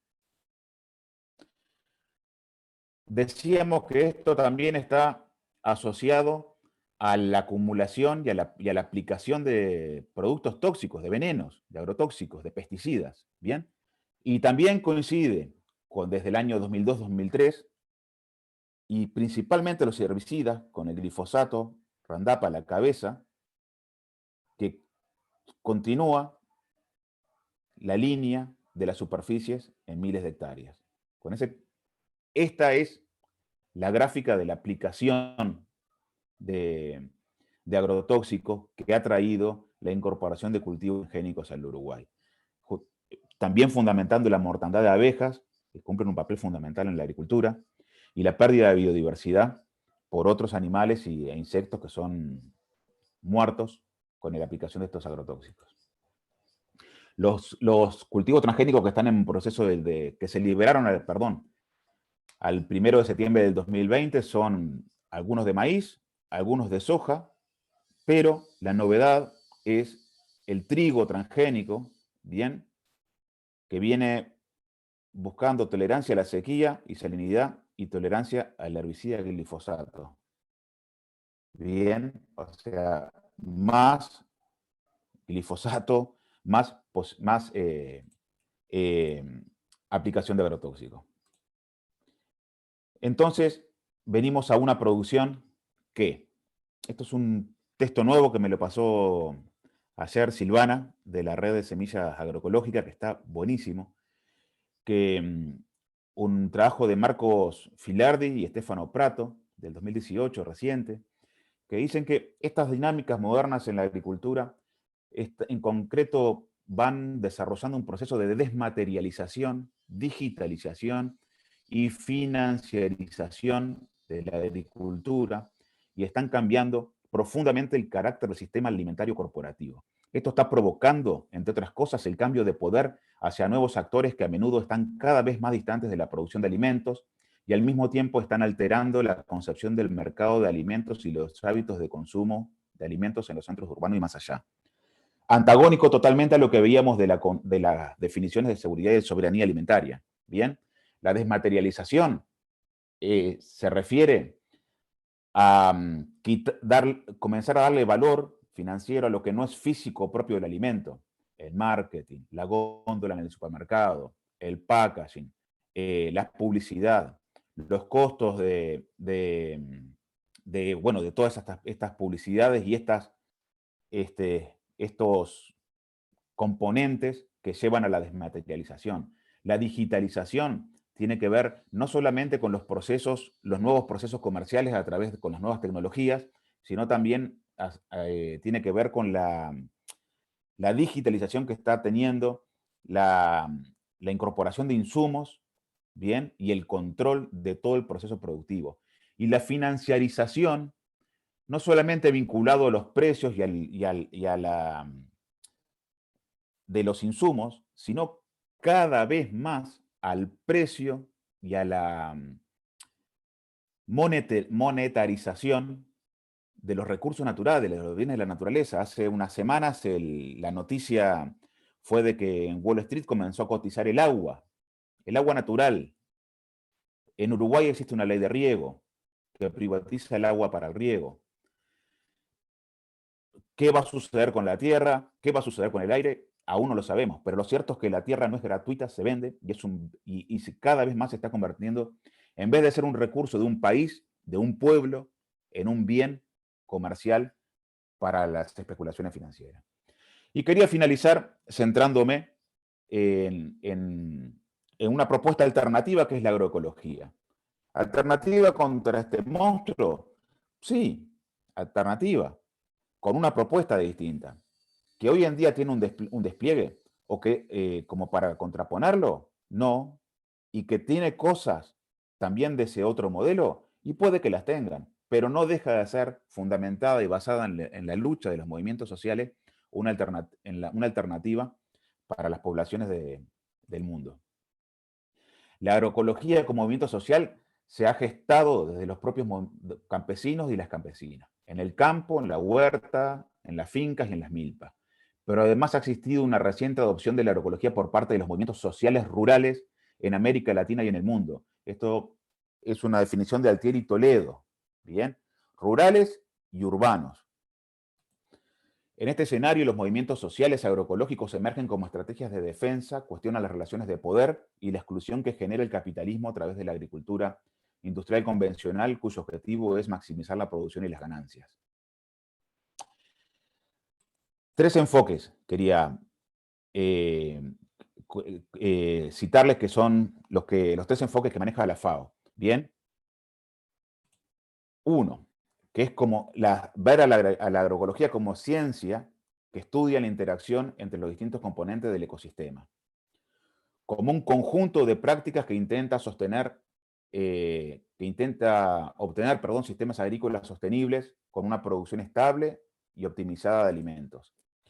Y también la agroecología vista como una corriente social que promueve la justicia social, refuerza la cultura y la identidad de los entornos rurales y fortalece sensiblemente su economía. Esto de los 10 principios no está. Lo que me quería concentrar es en esto, en la definición de Wessel et al. Del 2009, que coloca que el movimiento agroecológico puede ser desde la práctica de agricultores y agricultoras un movimiento político de la población local para el desarrollo rural o un movimiento de grupos de agricultores para extender la agricultura alternativa. La agricultura como movimiento social se va construyendo en un proceso dialógico entre los campesinos, las campesinas, los movimientos sociales, los procesos de defensa de los territorios y la búsqueda de una forma crítica y transformadora de los sistemas alimentarios. Esta sinergia entre los movimientos sociales, los productores, las productoras agropecuarias, en defensa de la territoria, los movimientos ecológicos, es una cuestión de que es fácilmente visible en Uruguay. Las movilizaciones contra la Tirí, que conjuntaron a movimientos ecológicos y tanto del campo como de la ciudad, así como la Comisión Nacional de Defensa del Agua y la Vida, la Asamblea Permanente en Defensa de los Bienes de la Naturaleza, y otros ejemplos más que pueden traerse a colación, son una clara referencia de que esto sucede y está ocurriendo también aquí en Uruguay. En ese sentido, para la vía campesina, la agroecología es un enfoque tecnológico subordinado a objetivos políticos profundos y, por tanto, la práctica de la agroecología necesita ser colectiva, orgánica o movimiento, solidaria, ajustada a las condiciones materiales y políticas concretas de un país. Esta es de las últimas definiciones de la vía campesina, que fue en Huira de Melena, en Cuba, en el año 2018. Y quería terminar esta parte de agroecología citando algunas, porque decimos ¿de dónde lo sacamos? Una producción sin agrotóxicos, solidaria, que aporta una economía solidaria, que busca tener prácticas y políticas igualitarias. ¿Dónde las podemos ver? Bueno, existe la red de huertas comunitarias del Uruguay. Este es un mapa donde están las huertas de la red comunitaria del Uruguay. En el oeste de Montevideo hay dos, la del PTI del Cerro y la huerta donde yo trabajo del barrio Maracaná Norte, de IPRU. Bien, pero es una organización que está creciendo y desarrollándose por varios puntos del país, que tiene su plenario, su organicidad y su dinámica. La red de semillas nativas y criollas del Uruguay, que organiza la Fiesta Nacional de la Semilla Criolla, la Comisión Nacional de Defensa del Agua y la Vida, también decíamos la Asamblea Nacional Permanente en Defensa de los Bienes de la Naturaleza, los consumidores orgánicos de productos agroecológicos que están organizados, y después también hay mecanismos comerciales y de consumo, ferias de ecotiendas, Asobaco, el reparto de las canastas, las compras directas que también se están promocionando en las chacras de los productores y las productoras.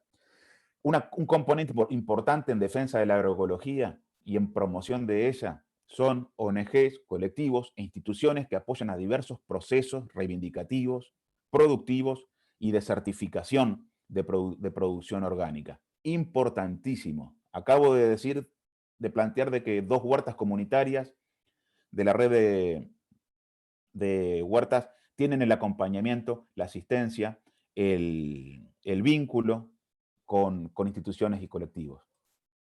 La red de agroecología, que promueve el Plan Nacional de Agroecología, y la educación formal y no formal de niños, niños y adolescentes. En el Cerro organizamos el encuentro de niños de huertas de niños, niñas y adolescentes.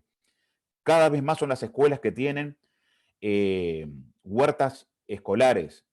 En la huerta del Liceo 70 del Cerro, hace un tiempo que no voy, pero todas las veces que fui, es ejemplar. En el Cerro está lleno de huertas en las escuelas, a fuerza de los colectivos de maestras, a fuerza de la Facultad de Agronomía, de ONGs. Hay clubes de niños, como el Club de Niños de Tambo, Maracaná, hay una gran cantidad, todos con una mirada agroecológica y ambiental que va a tener resultados y los va a tener en breve, en pocos años, producto de esa educación. Y acá hay algunas estrategias tomadas también de vía campesina, ¿bien? De algunas estrategias para la agroecología en el campo, ¿bien? Y también a nivel de la agroecología urbana y periurbana. Generar políticas que garanticen el acceso a la tierra y a los bienes involucrados en los procesos, que aseguren un enfoque inclusivo y responsable de la gestión de los recursos, la producción alimentaria, las políticas de adquisiciones públicas, que promuevan procesos de planificación descentralizados y la democratización auténtica, que integren los aspectos nutricionales y de salud de la agroecología y la medicina tradicional, estrategias que aseguren los derechos constitucionarios al acceso a los bienes locales y globales que garanticen las políticas relativas a las semillas en cuanto a utilización, intercambio y selección.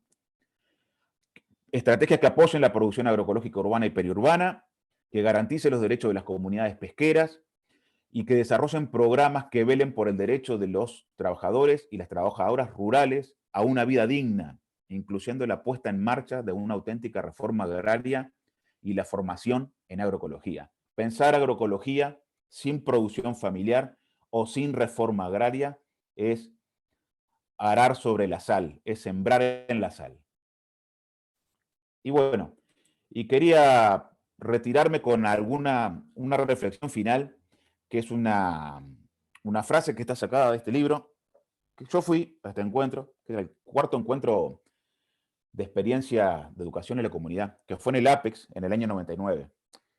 Pablo Carlevaro, que es quien lleva nombre a este curso, de quien fui amigo, y también lo considero un maestro, cerraba diciendo esta jornada: desde 1918 los dolores que nos quedan son las libertades que nos faltan, tan como decía el manifiesto liminar del movimiento estudiantil de Córdoba. Y si es cierto que los dolores que nos quedan son las libertades que nos faltan, es porque no hay plena libertad en la sociedad cuando no existe dignidad social en el ser humano. ¿Cuál es la libertad de los explotados? ¿Cuál es la libertad de los marginados? ¿Cuál es la libertad de los segregados de la sociedad? ¿Cuál es la libertad de los que no tienen que comer y tienen hijos desnutridos en riesgo? ¿Cuál es la libertad de los que no tienen trabajo, de los que no reciben educación, de los que no tienen vivienda, de los que no tienen derecho a la atención a la salud? Estos son los dolores que nos quedan, estas son las libertades que nos faltan y los derechos que nos faltan. En toda América Latina somos hermanos no solo por el origen común y por la vecindad del territorio, somos hermanos también por el infortunio. Y bueno, de esta manera cerramos el aporte, esperamos que haya contribuido en algo. Muchísimas gracias, Mario. Un gusto poder escucharte y buenísimo el cierre con las palabras del doctor Carlevaro. Me parece que está bueno, digo, la idea de estos cursos es también siempre brindarle una suerte de homenaje desde el programa. Bien, dando continuidad ahora a la jornada y para no pasarnos de los tiempos, la idea es que después las preguntas que puedan surgir, esta presentación, este bloque venía más conectado uno con otro. La idea es poder continuar ahora con Adriana y con Florencia, con la presentación, y después sí dejar un margen para intercambio, preguntas o reflexiones que puedan quedar de la jornada. Así que muchísimas gracias, Mario, por la presentación. Y a preguntar un poco, digo, lo mismo que le pregunté a Shirley, Mario, la presentación vos nos la vas a dejar como para poder compartirla. Sí, y también quería preguntarle por lo de Shirley.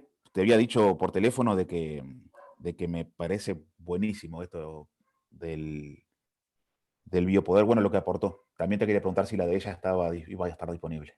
Sí, ya la dejó disponible, yo las estoy centralizando y en breve vamos a ver cómo las hacemos llegar, si va a ser junto con la certificación o ver si se queda en la web del programa. Eso lo definimos después, pero de alguna manera van a llegar. ¿Bien? Genial. Muchas gracias, perdón si me pasé con el tiempo. No, dale. Estamos bastante bien de tiempo igual. Bueno, no quería robar.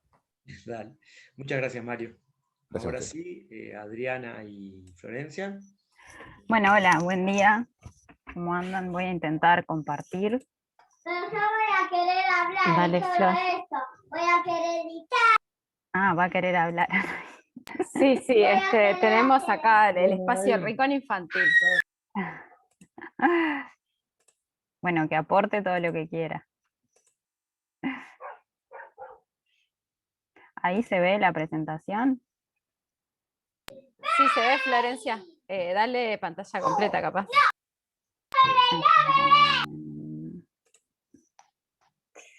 Con el F5 no te sale. Sí, ahí. Ahí. Bueno, primero que nada queríamos, agradecer la invitación. Con Adriana venimos trabajando este tema hace mucho tiempo y en realidad nos parece que está súper interesante siempre poder compartir con personas distintas esto que venimos construyendo hace un tiempo para retroalimentar un poco lo que venimos trabajando. Van a ver que hay algunas cosas que se tocan, sobre todo con la presentación de Mario, pero vamos a tratar de no cansar y profundizar en otras, ¿sí? Bien, comencemos un poco. Bueno, en principio nos parecía muy importante contextualizar en qué momento estamos, en un momento de pandemia que ha generado una crisis socioeconómica, donde vamos a recortar un poquito de la realidad que vivimos, a observar algunas de las consecuencias que tienen que ver con, estas medidas sanitarias de seguridad que impactan fuertemente en las pérdidas de fuentes laborales, que ha hecho que varíe el poder adquisitivo de las familias. Siempre que hay una crisis socioeconómica, la oferta y la demanda de alimentos varían los precios, entonces todo esto genera una dificultad en el acceso económico a los alimentos y también, por lo tanto, una disminución de la cantidad de alimentos consumidos, pero también de la afectación de la calidad de la alimentación. ¿Sí? Y bueno, obviamente todo esto genera una profunda vulneración y desigualdad social, ¿no? Bueno, y entonces nos preguntábamos, ¿qué ha hecho el pueblo y el Estado uruguayo para abordar los problemas en materia alimentaria y nutricional, ¿no? Y ahí no podemos dejar de ir a lo que es el eje del encuentro de hoy un poco, que es problematizar lo que es la alimentación, ¿no? O sea, para dar respuesta a esta pregunta tenemos que pensar en todas las dimensiones que transversalizan la alimentación y a contemplarla de manera integral, ¿no? Y para lo cual entendemos muy importante poder profundizar en algunos conceptos que andan en la vuelta, que hoy en día están en el tapete, y queremos como ordenar un poco esta línea de pensamiento. Algunos, Mario ya estuvo trabajando en ellos, otros no. Entonces creemos importante pensar en profundizar el concepto de sistema agroalimentario, del derecho humano a la alimentación adecuada, y vinculado al mismo la seguridad alimentaria y nutricional y la soberanía alimentaria que Mario estuvo conversando. Entonces, nos pareció interesante partir de Patricia Aguirre, una antropóloga argentina, que la misma plantea que la complejidad del acto alimentario, ¿no? Dado que ella dice que está transversalizado por una serie de dimensiones, que ella las clasifica en biológica, ecológica demográfica, tecnológica, económica, social y simbólica. O sea, vean la diversidad de aspectos que inciden, influyen sobre la alimentación. Un poco Shirley estuvo hablando de algunos de estos aspectos, ¿no? Pero a su vez algo interesante que plantea Patricia es que la alimentación es un fenómeno situado. ¿Qué quiere decir esto? Que incide o está determinado también por el lugar, por un tiempo y una cultura, ¿sí? Entonces, bueno, comenzando un poco con los conceptos que hablábamos hoy, nosotros a nivel del grado nos enfrentamos muchas veces con estudiantes de nutrición con gran dificultad de poder pensar al alimento o la alimentación de manera integral y al alimento por fuera de las góndolas o de los supermercados, como que crecen, nacen ahí, nacen en los almacenes, en las verdulerías, no, o en las ferias. No hay posibilidad de un pienso integral de lo que es la alimentación en sí. El sistema agroalimentario nos brinda esa capacidad de poder observar y mirar todas no solo las dimensiones, sino todos los procesos que se dan en el transcurso de que el alimento llega a cada consumidor. Es así que el sistema agroalimentario es una serie de actividades que involucra tanto la producción como el procesamiento industrial, la comercialización y la distribución final de alimentos, ya sea tanto para consumo interno o para exportaciones. O sea, está incluido el sector agropecuario y las industrias que lo proveen de insumos, la comercialización y el procesamiento industrial de productos de origen agropecuario y la distribución mayorista y minorista de estos alimentos. Lo interesante es que el sistema agroalimentario se plantea como un espacio económico, que va desde la semilla o la genética animal hasta el consumidor. Y ahí se dan una serie de relaciones sociales y económicas que no podemos dejar de ver y que impactan directamente en el alimento al cual podemos o no acceder y al cual decidimos o no acceder.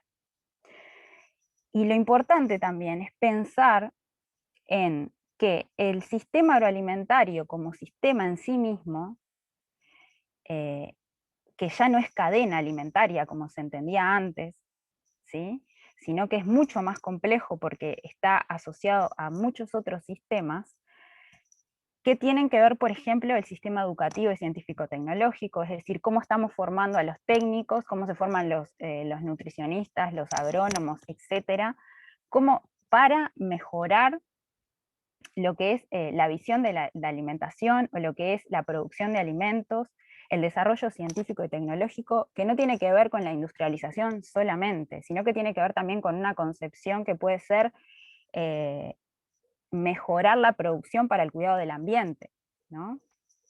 En esto de compartir determinadas producción de algunos tipos de alimento que se ayudan para mejorar el crecimiento de ambos.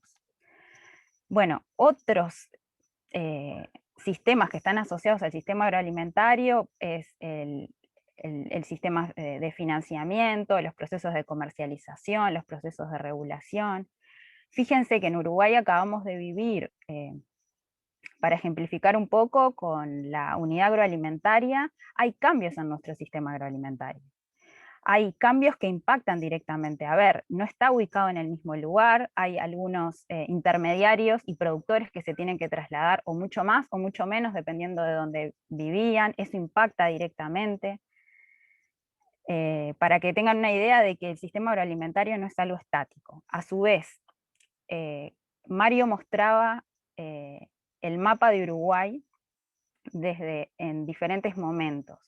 Ahí ustedes visualizan cómo ha ido cambiando el sistema agroalimentario a lo largo del tiempo en Uruguay, y esto no es, y acá entramos a algo nuevo, que es los sistemas agroalimentarios no son solo sistemas locales o nacionales, sino que responden a un sistema agroalimentario global, a lo que son los mercados y las políticas económicas de comercio internacional que rigen, y más a un país como Uruguay, que se dedica a producir alimentos.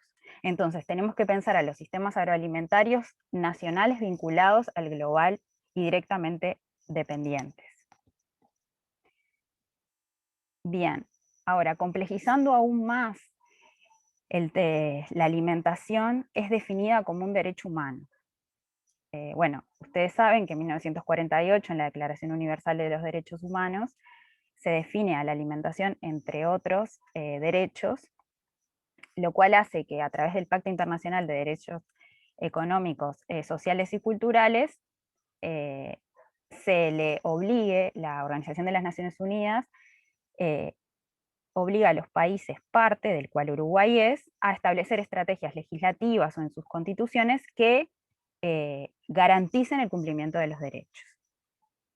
Uruguay no lo tiene de forma explícita en su constitución, pero sí de forma implícita, que no es menor. Ahora, ¿cuándo se empieza a hablar del derecho a la alimentación adecuada? Es recién en 1999, y se define como que se ejerce cuando todo hombre, mujer o niño, ya sea solo o en común con otros, tiene acceso físico, económico y en todo momento a la alimentación adecuada o a medios para obtenerla. Y acá es muy importante empezar a vincular lo que es el derecho a la alimentación con la seguridad alimentaria nutricional y la soberanía alimentaria. Vamos a centrarnos un poco ahí. En realidad, el derecho a la alimentación es un concepto jurídico, es un marco normativo. Ahora, la seguridad alimentaria